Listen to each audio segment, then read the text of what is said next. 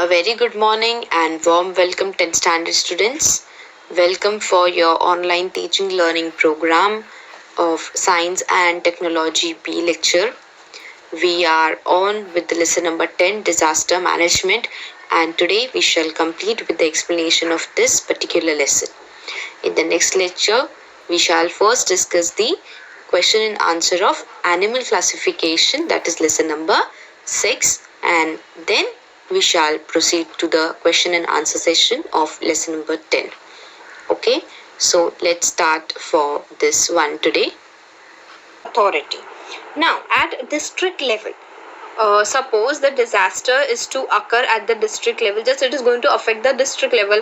The floods have taken which have only affected the, for example, the Palghar area, okay, or the cyclone that is to be expected to hit the coastal area of only Vasai, Virar and Palghar. So what measures have been taken, and what is the role of district collector, okay, who operates at the district level? So this district collector is very responsible for looking after the disaster management, how the things will be managed, and implementation of the rehabilitation schemes, how and where the rehabilitation centers are going to be open, what facilities and resources are to be made available. This all has to be looked upon by district collector. Then it obviously includes planning, coordinating, controlling and implementing of the rehabilitation programs, basically shifting the affected people or the people that can be affected from the predicted disaster, so shifting them from one place to the safer areas. And as I said you, what all things will be required, how they will be transported if the disasters occurs. After that, how will they be transported, what vehicles or what are the sources that will be required. So that all planning, with whom all he needs to coordinate, which forces he needs to call upon, how will they implement it so that everything happens smoothly. Okay, so this all is done by district collector. Then necessary instructions has to be given out. He has to view the entire system, whether proper coordination is there or no, whether all the resources that are required have been reached at proper place in proper time. If not, then he will coordinate with the state authorities, then the national authorities if required, and ask for the help. Okay, then designing schemes for each district. Sometimes what happens is particular area or particular district is going to be more affected, that is the prediction, and sometimes it is when we are not aware, so we have to be prepared thoroughly prior only. Okay, so for each type of disaster, the district should be anyway anytime prepared. Okay, sometimes the disasters are very sudden, so even for that you need to be prepared, and getting sanction from state authorities, like I told you, financial aid, otherwise the first aid help, the if it is required, the forces to be called upon, so that help, that sanction, everything needs to be done prior only from the state authorities. So this all at district level is done by the district collector. Now next we have district wise disaster control unit. Now district wise, every district also should have, not everything is at the state or national level, students. It would be very difficult for coordination, also immediate help. So district wise disaster control unit looks after the disaster management of that particular district only. It is then immediately formed either after the impact or disaster, if the disaster has occurred all of a sudden, such as building collapse or a fire has broken out or any terrorist attack. So these all or are uninformed, you can say. So immediately they have to be formed if warning is given, as now if it is a natural calamity such as cyclones, storms, heavy rainfall, so this all is predicted and they have been put on alert by the weather department. So it is the control unit can be formed prior also. So according to the situation, the control units are being formed. Then what role it has to play. The review of various aspects of disasters. Different kinds of disasters can occur, so what preparations have been done. Then through the disaster control unit, there is continuous contact established with various agencies. Now if there are extreme floods wherein the forces can also not reach, so you might have seen at such times help of air force is taken. Yes. Then if required, then army, then navy if it is in the coastal areas.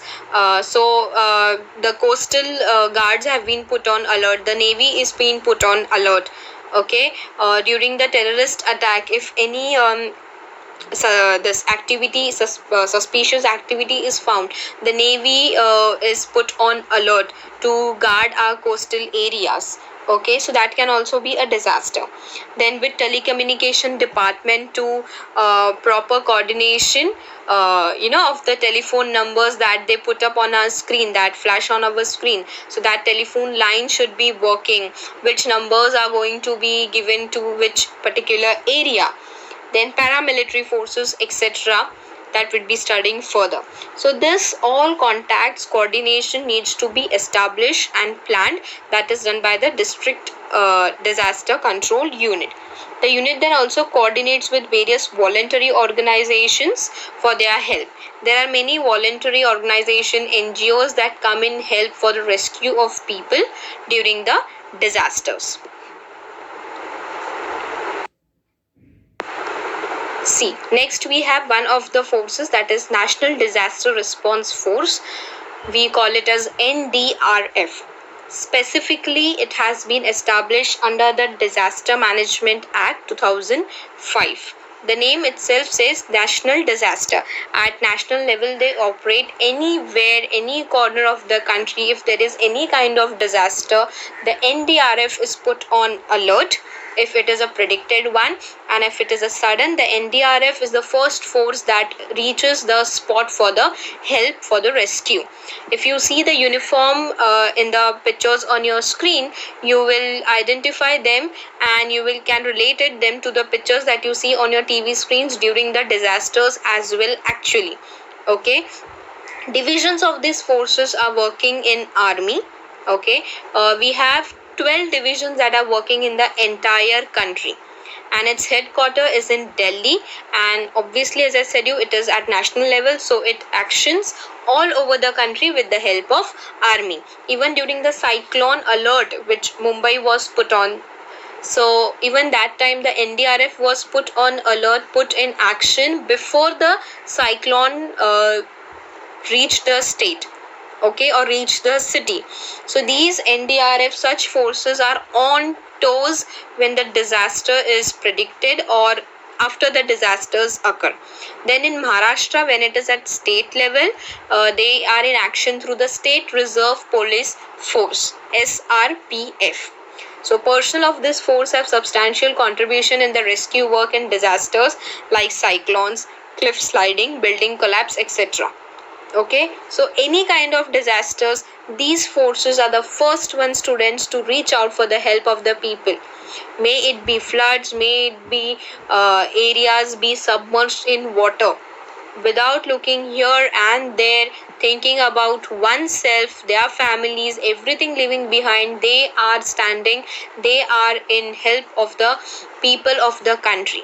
So always remember about them, do respect them, and you also as a responsible citizen of the country can put a step forward to help the people in disasters around you. A very logical subtopic and very easy to understand and write. First aid.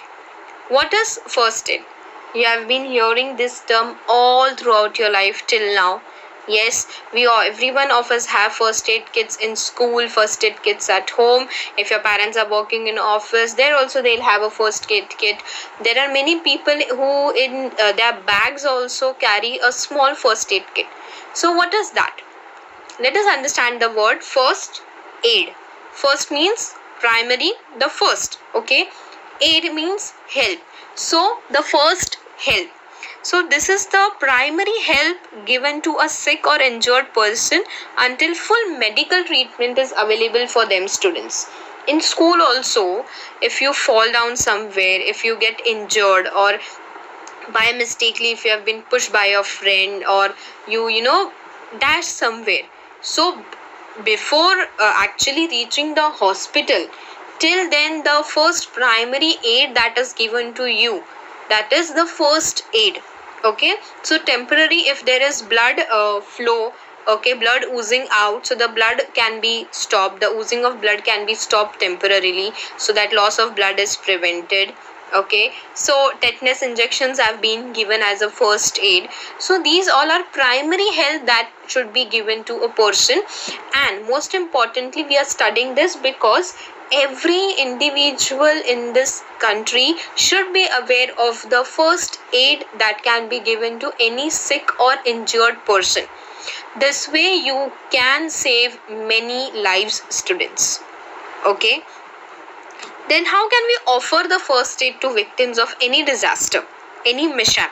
So the injured person can be helped by keeping them in a resting position which is at ease. For example, if you fall down on the ground, what the first thing is, your friends come out, help you, pick you up, give you water, ask you to deep breathe. Okay, so that all is the basic first aid help that can prevent a big accident from happening or big loss from occurring. Then depending upon the nature of the disaster, first aid may be different. If you have burnt your hand, you keep it under cold water, you apply Colgate, the basic home remedies that we do at home. Yes, if you cut your hand by mistakenly, you apply turmeric. Yes, so these are different kind of first aid. So if you have injured your leg or hand and there are bruises, then you apply betadine temporarily, Dettol, you wash it with Dettol antiseptic lotion. Yes, and if the stitches are to be given, then you reach the hospital. So these are the first aid, different first aid methods that depend on the type of disaster. But most importantly, when you have these bigger disasters, these incidents that we are studying about, so timely rescue is very important, which can help the victim to survive. Just remember this one thing. And that is why, students, before the medical treatment, this basic first aid knowledge is very essential to every individual, and irrespective of your age and gender. Okay, see, there are 3 pictures on your screen, and there are many more such that exist: explosive, flammable gas, flammable liquid. Now these symbols or these signs you might have seen almost till now at many places. Okay, even at your home you can check if you have any disinfectant spray, phenyl, then Baygon, okay, mosquito repellent that you have. Then so also outside while traveling, if you travel on expressway or highways, usually you get to see big trucks which have written on them in very bold letters: flammable gas, flammable liquid, be cautious, precautious. Why? Because there are materials in them which can easily catch fire and cause disasters, can cause mishaps, accidents. Many a times the expressways are shut down because of the sudden collision of any truck that is carrying any flammable material. Okay, and these are all warning signs that we need to be aware of. Also, there are chemicals if present in any substance or any bottle that I told you, such as disinfectant sprays at your home or the Baygon that we use. So there also you will have the signatures of flammable liquid, flammable glass. Very recent example will take of the sanitizers that we are using. Everyone is constantly been alerting each other, making each other aware that after applying sanitizers or using sanitizers, do not use anything that can easily catch fire. Okay, because or use gas or go for cooking, or use a matchstick, go nearby a diya lamp that you say. Why? Because sanitizers have alcohol, and alcohol when come in contact with fire, it can cause a mishap. Okay, it can burn your hands. So such signs also need to be made of, everyone should be made aware of these signs and symbols. Clear? So this is also part of emergency actions that we need to study.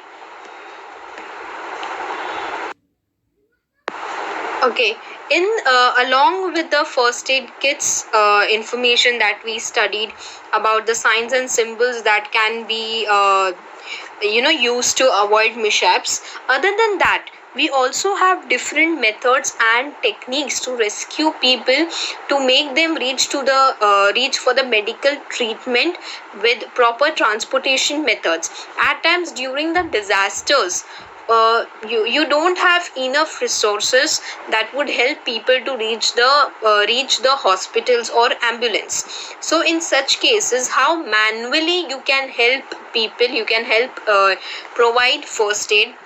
Sometimes you don't have enough stretchers, or the number of people that have been affected is more. So in such times you have sorry, different transportation methods that you can use, such as cradle method, wherein you can pick up the person with the help of other persons that are of less weight.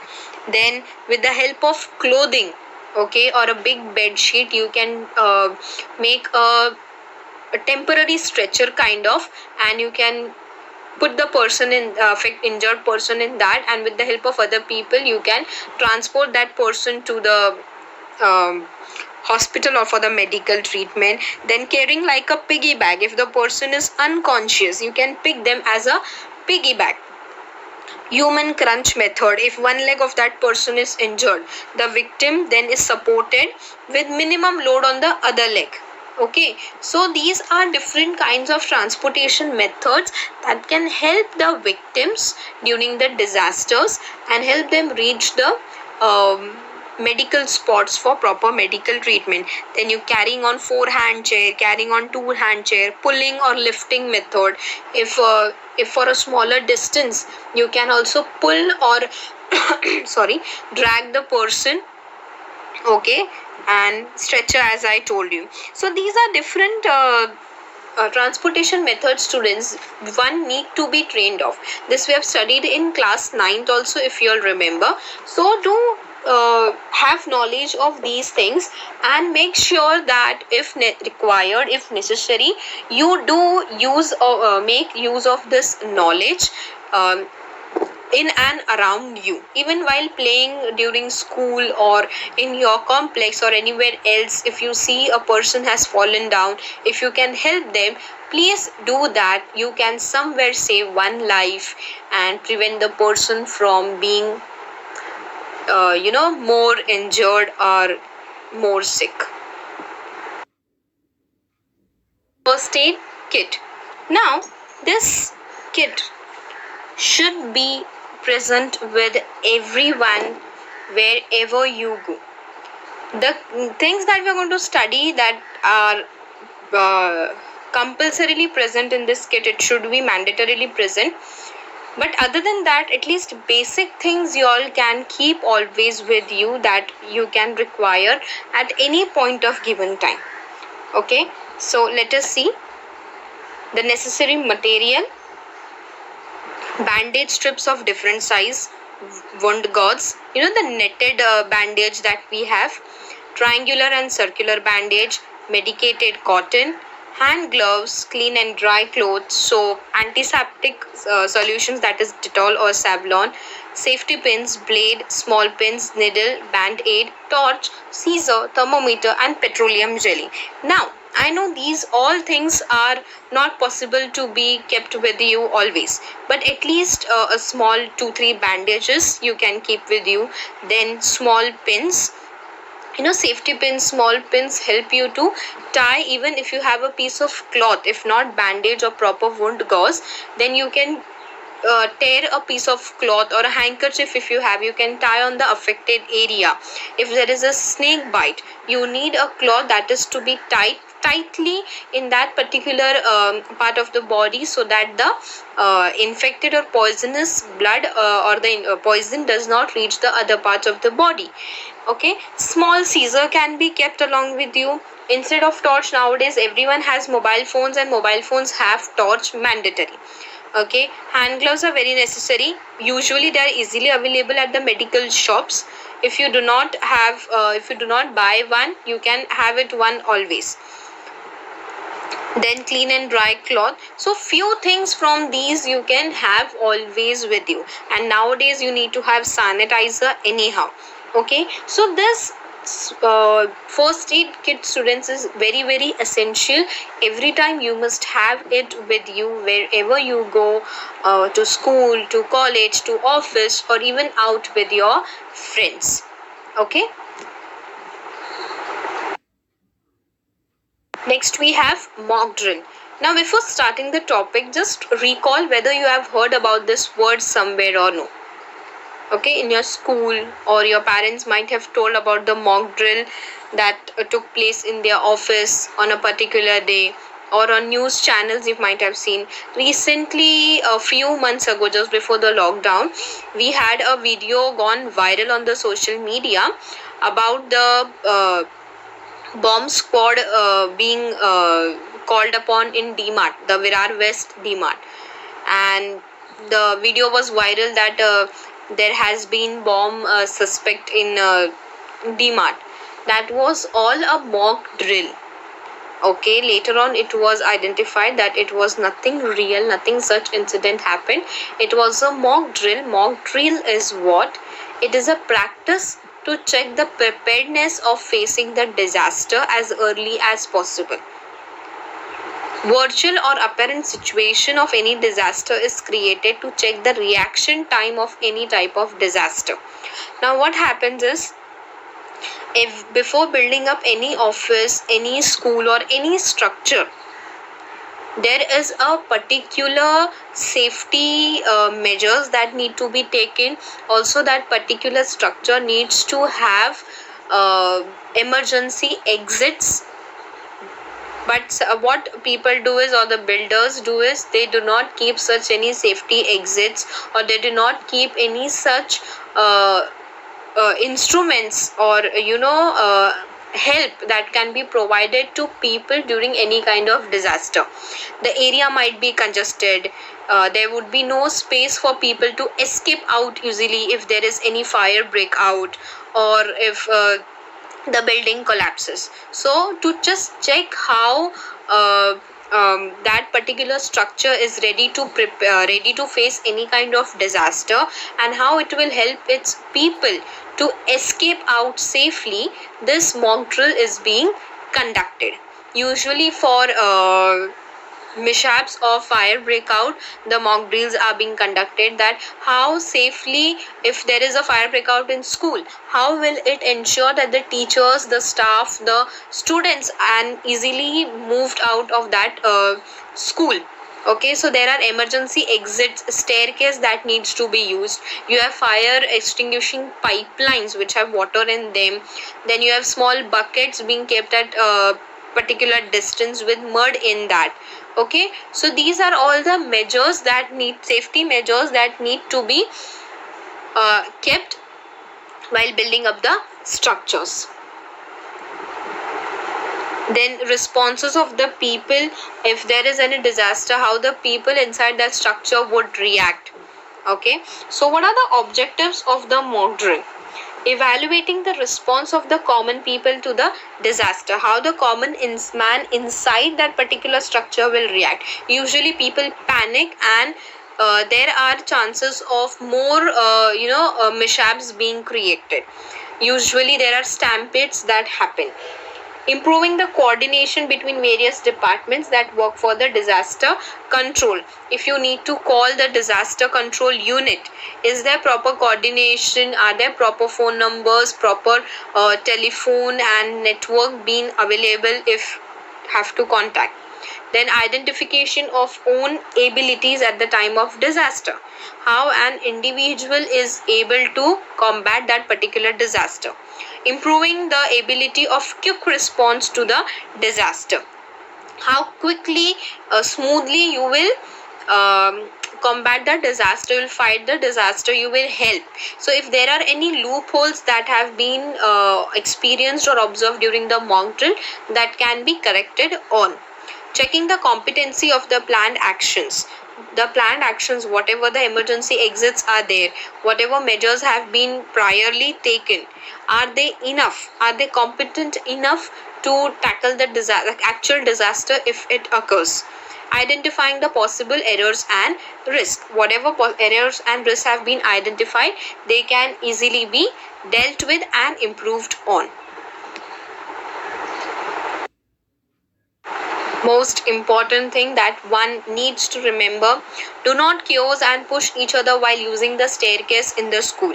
Even in regular days, other than any disaster, you need to never create chaos or create any hassle while walking or running the staircase. You might end pushing up someone else, and you might end injuring someone else. Also, during the disasters, need to take care that you do not panic and create trouble for others as well yourself. Silently, smoothly just walk out of the emergency exits that have been provided to you. This way you help yourself as well others. Remember important helpline numbers. Always you need to store this in your mobile phones, in your contact diaries, and always remember these important helpline numbers.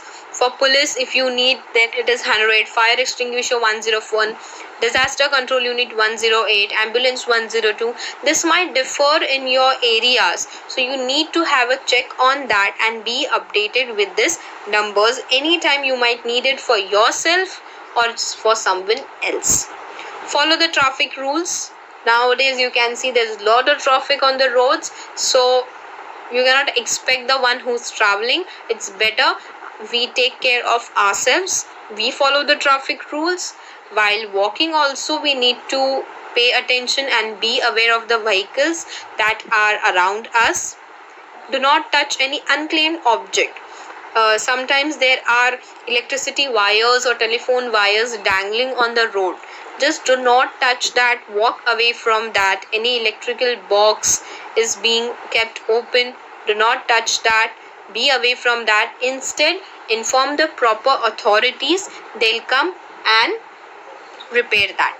Do not spread unnecessary rumors. Because of the social media, people are just blindly forwarding the messages and videos without having a cross check on that, and thus spreading the rumors. Do not create unnecessary panicking situations, students. Do not make chaos at the crowded places. Once again, the same. So these things you need to remember about the first aid kit, about the first aid help that you can provide, transportation of people manually. These all things, students, somewhere at some point can surely help someone and many a time save many lives. With this, we complete the lesson. Thank you so much for your attention. Just go through the lesson. If any doubts, you can ask in the live session. Very logical, very simple lesson to understand as well as to explain it in your own words, and most importantly, to remember it for lifetime. See you next time. Take care. Bye.